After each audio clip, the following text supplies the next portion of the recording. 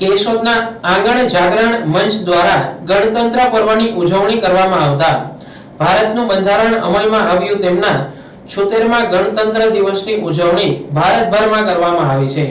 ત્યારે કેશોદમાં પણ વિવિધ સંસ્થાઓ દ્વારા ગણતંત્ર દિવસની ઉત્સાહભેર ઉજવણી કરવામાં આવી, જેમાં કેશોદના આંગણ જાગરણ મંચ દ્વારા જુદા જુદા વિસ્તારોમાં ગણતંત્રના દિવસે ભારત માતાનું પૂજન અને ધ્વજવંદન કરવામાં આવ્યું હતું।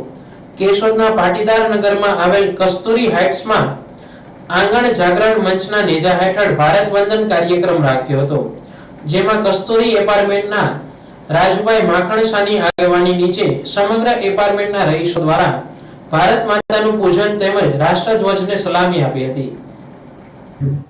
આજે અમારા કસ્તુરી પરિવારના આંગણે જાગરણ મંચના નેજા હેઠળ અમે આજે 76મા સ્વાતંત્ર્ય દિવસ નિમિત્તે ગણતંત્ર દિવસ નિમિત્તે ભારત વંદના કાર્યક્રમનું આયોજન કરેલું હતું।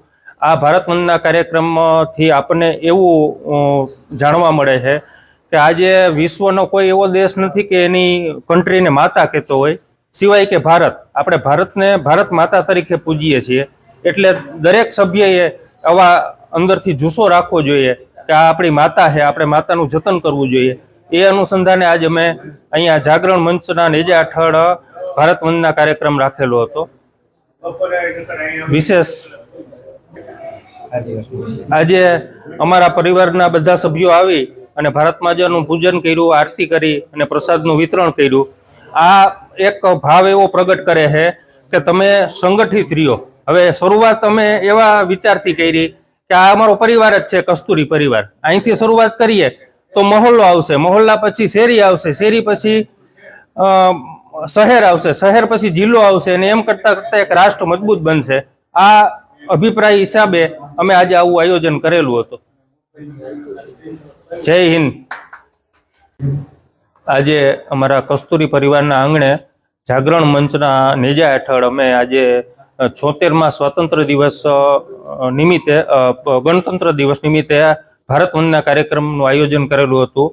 આ ભારત વંદના કાર્યક્રમથી આપણને એવું જાણવા મળે છે કે આજે વિશ્વનો કોઈ એવો દેશ નથી કે એની કન્ટ્રીને માતા કહેતો હોય સિવાય કે ભારત। આપણે ભારતને ભારત માતા તરીકે પૂજીએ છીએ, એટલે દરેક સભ્યએ આવા અંદરથી જુસ્સો રાખવો જોઈએ કે આ આપણી માતા છે, આપણે માતાનું જતન કરવું જોઈએ। એ અનુસંધાને આજે અમે અહીંયા જાગરણ મંચના નેજા હેઠળ ભારત વંદના કાર્યક્રમ રાખેલો હતો। વિશેષ આજે અમારા પરિવારના બધા સભ્યો આવી અને ભારત માતાનું પૂજન કર્યું, આરતી કરી અને પ્રસાદનું વિતરણ કર્યું। આ એક ભાવ એવો પ્રગટ કરે છે કે તમે સંગઠિત રહ્યો।